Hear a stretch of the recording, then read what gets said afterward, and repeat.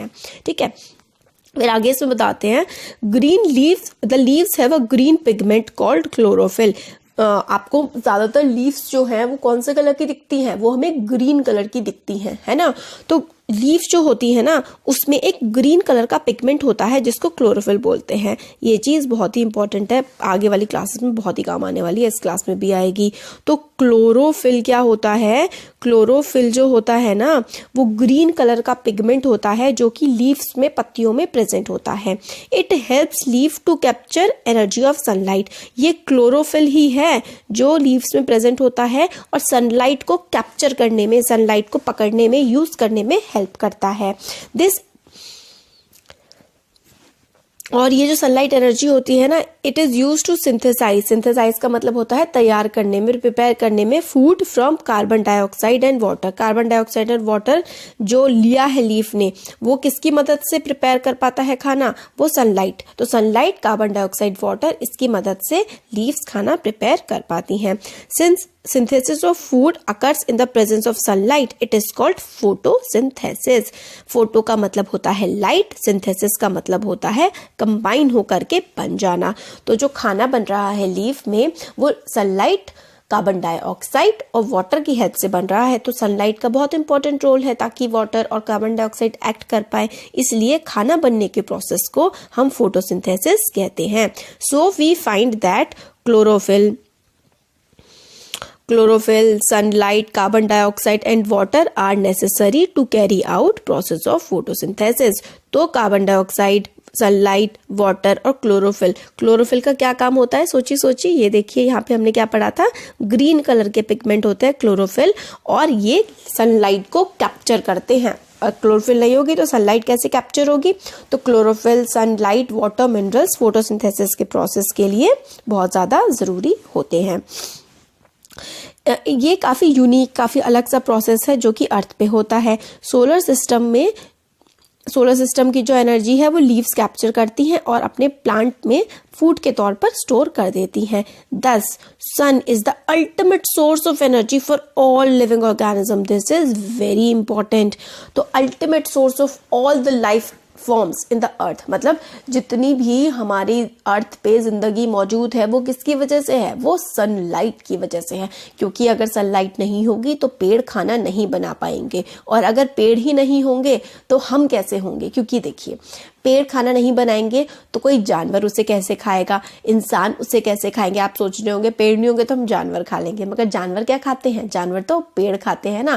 क्योंकि शेर को अगर वो खाना है डियर, हिरन खाना है, तो हिरन को तो पहले घास खानी पड़ेगी ना।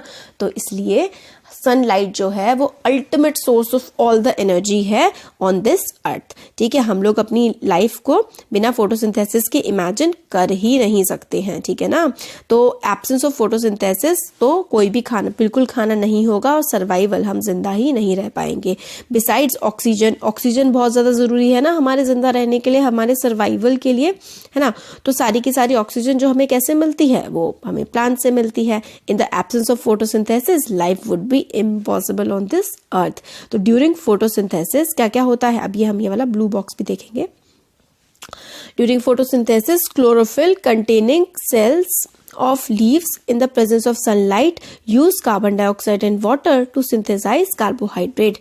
तो क्या होता है, देखिए लीफ में क्या होता है, क्लोरोफिल प्रेजेंट होता है, क्लोरोफिल से वो सनलाइट को लेता है, तो कार्बन डाइऑक्साइड और वाटर होते हैं। सनलाइट और क्लोरोफिल की प्रेजेंस में कार्बोहाइड्रेट और ऑक्सीजन बनते हैं। तो कार्बन डाइऑक्साइड को हम CO2 लिखते हैं, वाटर हमारा H2O होता है। सनलाइट या फिर क्लोरोफिल की प्रेजेंस में हमें कार्बोहाइड्रेट और ऑक्सीजन मिलता है। कार्बोहाइड्रेट जो होती है वो एनर्जी होती है, मतलब जिसकी हेल्प से, मतलब आप समझ लीजिए खाना जो होता है ना प्लांट का, वो यही कार्बोहाइड्रेट्स होते हैं, ठीक है। तो ये हमारी इक्वेशन है, ये इक्वेशन बहुत ज़्यादा इंपॉर्टेंट है आपके एग्जाम के लिए, इसको आपको याद रखना है। ये इक्वेशन जो है ये फोटोसिंथेसिस की इक्वेशन है। Carbon dioxide plus water, sunlight और क्लोरोफिल की प्रेजेंस में कार्बोहाइड्रेट जो कि खाना होता है और ऑक्सीजन प्रोड्यूस करते हैं। और ऑक्सीजन और कार्बोहाइड्रेट्स ये जो है हमारी लाइफ के लिए, हम अर्थ पर जो ये धरती है इस पर हमारी एग्जिस्टेंस के लिए ये बहुत ही ज़्यादा ज़रूरी चीज़ है। और ड्यूरिंग द प्रोसेस ऑक्सीजन, जो फोटोसिंथेसिस का प्रोसेस होता है, ऑक्सीजन रिलीज होती है। और presence of starch in the leaves indicate the occurrence of photosynthesis. Starch is also a carbohydrate. तो स्टार्च क्या होता है? स्टार्च जो कि प्लांट्स में बनता है फोटोसिंथेसिस के टाइम पर, वो एक कार्बोहाइड्रेट होता है।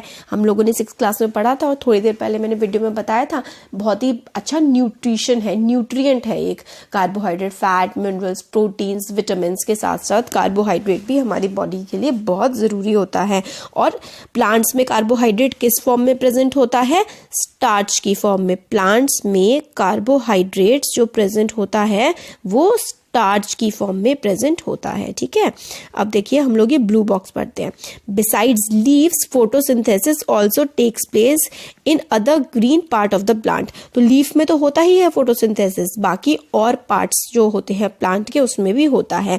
जो ग्रीन कलर की स्टेम होती हैं, ग्रीन कलर की ब्रांचेस होती हैं, वहां पे भी होता है। डेजर्ट प्लांट्स हैव स्केल और spine like leaves to reduce loss of water by transpiration.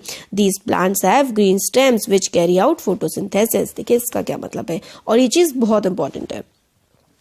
देखिए क्या होता है, जो कैक्टस का प्लांट होता है ना, मेनली कहाँ पे होता है? राजस्थान या फिर सूखे इलाकों में। उसमें क्या होता है? कांटे। ये जो स्पाइक है ना, स्पाइन लाइक लीव्स, ये जो कांटे होते हैं ना, यही कैक्टस की वो होती है पत्तियां। कैक्टस की लीफ क्या होती है? ये स्पाइन होती है, और ये लीफ ऐसे कांटों में कन्वर्ट हो जाती हैं ताकि ट्रांसपिरेशन लॉसेस से बचाया जा सके।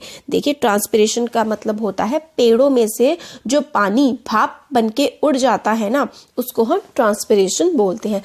पेड़ों में से पानी का भाप बन के उड़ जाना ट्रांसपिरेशन कहलाता है। और अगर देखिए राजस्थान या फिर सूखे इलाकों में पानी की कमी होती है तो पेड़ जो है ना, उसकी पत्तियां क्या होती हैं? कांटों में कन्वर्ट हो जाती हैं ताकि वो ट्रांसपिरेशन लॉसेस से बच पाए। और बाकी वो ग्रीन कलर का होता है ना, ज्यादातर जो कैक्टस होता है वो ग्रीन कलर का होता है। तो ग्रीन कलर का इसलिए होता है ताकि वो पूरा का पूरा प्लांट ही फोटोसिंथेसिस का प्रोसेस कैरी आउट कर पाए। ये हो गया। अब हम लोग यहाँ से देखते हैं कि लीव्स जो होती है ना, other than green also have chlorophyll. मतलब सिर्फ ग्रीन कलर की लीव्स में ही क्लोरोफिल नहीं होता है, बाकी सारी जो लीव्स होती है ना उनमें भी क्लोरोफिल प्रेजेंट होता है। क्लोरोफिल का क्या काम होता है?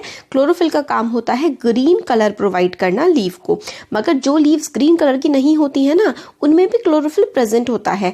मगर बाकी सारे जो कलर्स होते हैं ना, large amount of red, brown और अदर कलर के जो पिगमेंट्स होते हैं ना, वो क्या करते हैं? ग्रीन कलर को छुपा देते हैं। जो है क्लोरोफिल हर लीफ में ज्यादातर प्रेजेंट होता है। तो फोटोसिंथेसिस किसकी वजह से होता है? क्लोरोफिल की वजह से होता है ना। तो आप लोगों ने देखे होंगे पॉन्ड्स वगैरह, कहीं आप गांव में गए हो या किसी जहाँ पे भी आप रहते हैं, आपने वहाँ पे तालाब वगैरह देखे होंगे जहाँ पे रुका हुआ पानी होता है।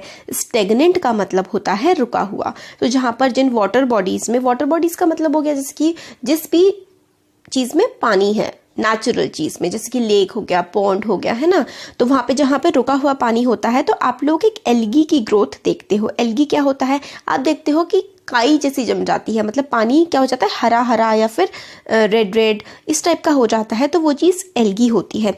एल्गी ना जैसे ग्रीन कलर की होती है ना, तो इसमें खुद की अपने पास, मतलब इसके पास भी क्लोरोफिल होती है, और इसके पास क्लोरोफिल होती है तो ये अपना खाना जो है ना, ये खुद प्रिपेयर कर लेते हैं with the help of photosynthesis. तो जो एल्गी है क्या है? ये एक एनिमल की कैटेगरी में आता है ना, मगर ये अपना खाना खुद प्रिपेयर कर लेता है क्योंकि ये ग्रीन कलर का होता है, इसमें क्लोरोफिल होता है, और फोटोसिंथेसिस के प्रोसेस से एल्गी अपना खाना खुद बना लेता है।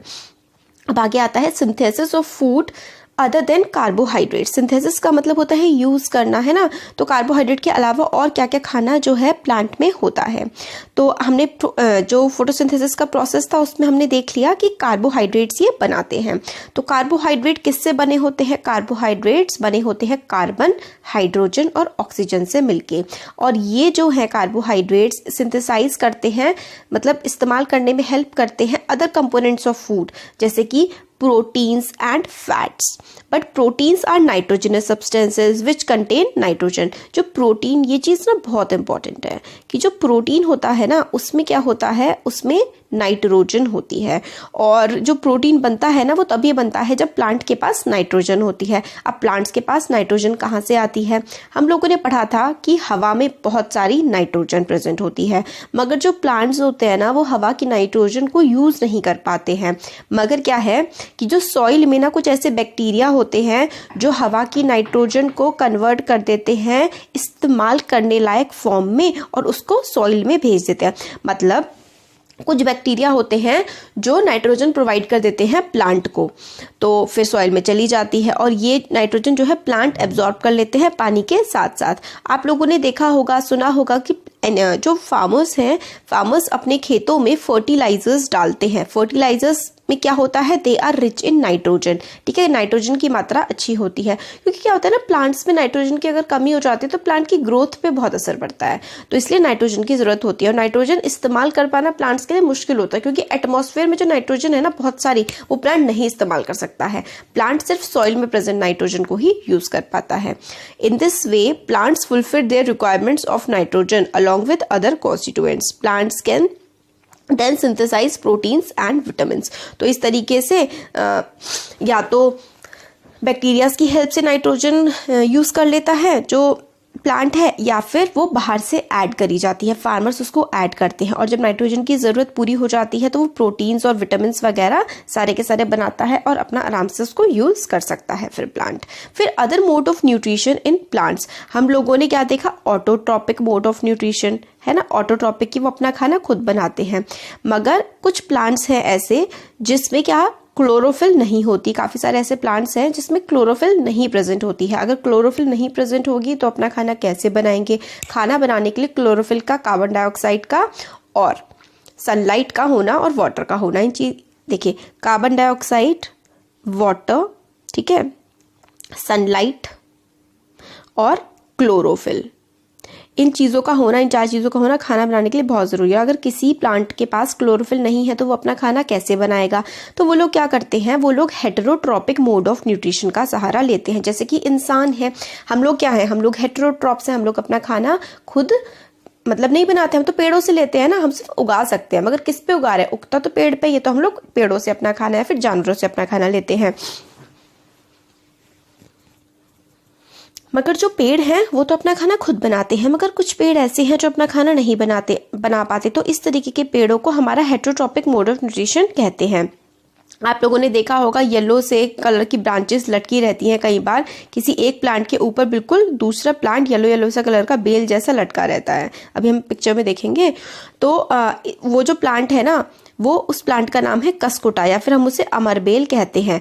ये प्लांट क्या करता है, ये दूसरे प्लांट से चिपक जाता है और उस प्लांट के सारे न्यूट्रिशंस लेने लगता है। और क्योंकि अमरबेल में खुद के पास क्लोरोफिल नहीं होता, इसलिए वो रेडीमेड बना बनाया खाना दूसरे प्लांट से लेता है उसके ऊपर चढ़ करके। और प्लांट जिस पे वो क्लाइंब कर रहा होता है, वो जिस पेड़ पे चढ़ा हुआ होता है, उसको हम होस्ट कहते हैं। और क्योंकि ये अपने होस्ट को बहुत ही इंपॉर्टेंट वैल्यूएबल न्यूट्रिएंट से डिप्राइव कर देता है, क्योंकि वो उसके न्यूट्रिएंट्स खुद ले लेता है सारे के सारे, इसलिए हम इसको क्या बोलते हैं, इस तरीके के प्लांट को हम लोग बोलते हैं वैल्यूएबल न्यूट्रिएंट्स से मतलब ले लेता है। तो कसकुटा को हम लोग क्या कहते हैं कि वो एक पैरासाइट है। तो इस तरीके का प्लांट जो अपने होस्ट पे, किसी दूसरे प्लांट पे एक तरीके से लटक जाता है और उसके न्यूट्रिएंट्स लेने लगता है, तो हम उसे पैरासाइट कहते हैं। ये देखिए, ये तो ग्रीन कलर का प्लांट है, येलो जो दिख रहा है ना, ये कसकुटा चिपका पड़ा है प्लांट पे। तो ये चीज़ बहुत ज़्यादा इंपॉर्टेंट है कि आप पैरासाइट्स का एग्जाम्पल देना है कि पैरासाइट का क्या एग्जाम्पल है। तो पैरासाइट का एग्जाम्पल है कसकुटा। और पैरासाइट क्या करते हैं, they take nutrient from other plants.